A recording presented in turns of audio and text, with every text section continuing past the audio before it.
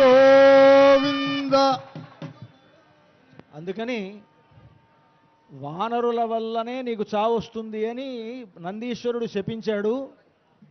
అందువల్ల ఆయనకు వానరులంటే లెక్కలేదు, చులకన భావం ఉంది. మనుషులు మాత్రం నన్నేం చేస్తారు, మనుషులు కూడా నన్నేం చేయలేరు అనేటువంటి ఒక ఖండ కావరంతో ఉన్నాడు ఆ రావణాసురుడు అని తెలిసినటువంటి మహావిష్ణువు తానే ఒక మానవ మాతృడుగా అవతరించాలి అని తలచి దశరథుణ్ణి తన తండ్రిగా భావించుకొని కౌసల్య దశరథ నందనుడుగా అవతరించి రావణ కుంభకర్ణాది రాక్షస సంహారం చేశాడు. అలా చేసినందువలన దేవతలంతా కూడా సుఖపడ్డారు. అందుకని రామరాజ్యంలో 3 లోకాల్లో ఉండేవాళ్ళంతా సుఖపడ్డారు అనంటే రావణ కుంభకర్ణాది రాక్షస సంహారం వలన దేవతలంతా సుఖంగా ఉన్నారు. మానవులంతా ఆయన పరిపాలనలో భూలోకంలో ఉండేవాళ్ళంతా సుఖంగా ఉన్నారు.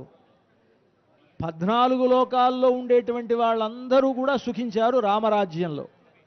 కనుక అలాంటి రాజ్యం మనకు కావాలి అని మన యొక్క భావన. రాముడు పరిపాలించేటువంటి కాలంలో అందరూ ఎలాగైతే సుఖంగా ఉన్నారో అలాంటి సుఖమే మాకందరికీ కావాలి అనేటువంటి అభిప్రాయంతోనే ఈ పట్టాభిషేకోత్సవాన్ని మనం జరుపుకుంటాం.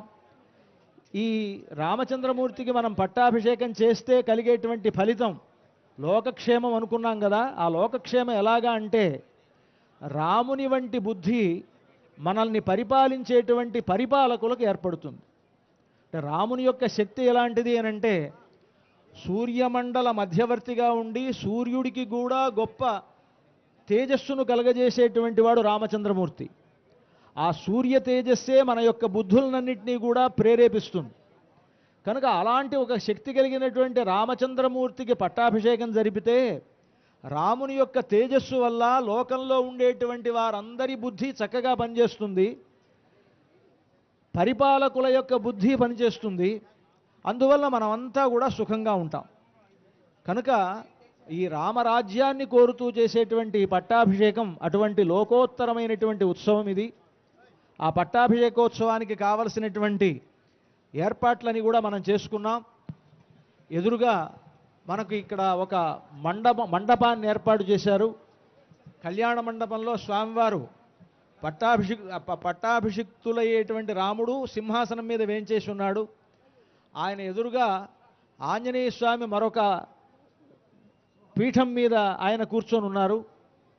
ఆ కళ్యాణ మండపం ఎదురుగా ఒక పీఠాన్ని ఏర్పాటు చేసుకొని ఆ పీఠంలో 3 మండలాలను మనం తయారు చేసుకున్నాం. ప్రధానమైనటువంటి మధ్య మండలంలో కలశాలు ఏర్పాటు చేశారు. ఆ కలశాల్లో నదీ జలాలు, సముద్ర జలాలు ఇవన్నీ కూడా ఆవాహింపబడతాయి. ఈ కలశాలకు కుడివైపు ఉండేటువంటి మండలంలో బ్రహ్మ విష్ణు మహేశ్వరులు, సరస్వతి, లక్ష్మీదేవి, పార్వతీదేవులతోటి పాటుగా అక్కడ ఉంటారు. అష్టదిక్పాలకులంతా కూడా ఆ మండలంలో ఆవహింపబడి వారు పూజింపబడతారు. అలాగే ఈ కలశాలకు ఎడమవైపు నుండేటువంటి మండలంలో పాదుక దగ్గర నుంచి ప్రారంభించి ఈ పట్టాభిషేకంలో రాముల వారికి సమర్పించేటువంటి కిరీటం వరకు ఉండేటువంటి ఆభరణములు అవి ఇక్కడ ఏర్పాటు చేశారు.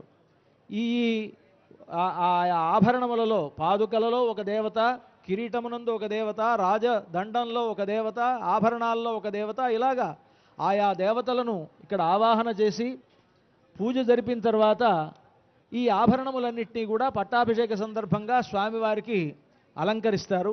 ఆ తర్వాత ఈ జల ప్రోక్షణములు చేస్తారు. ఇదే పట్టాభిషేకం అంటే పట్టాభిషేకానికి పూర్వరంగంగా ఉండేటువంటి వాటినన్నింటినీ కూడా ఇక్కడ సిద్ధం చేసుకోవడం జరిగింది. వేదస్వస్తితోటి కార్యక్రమం ప్రారంభమవుతుంది. మమ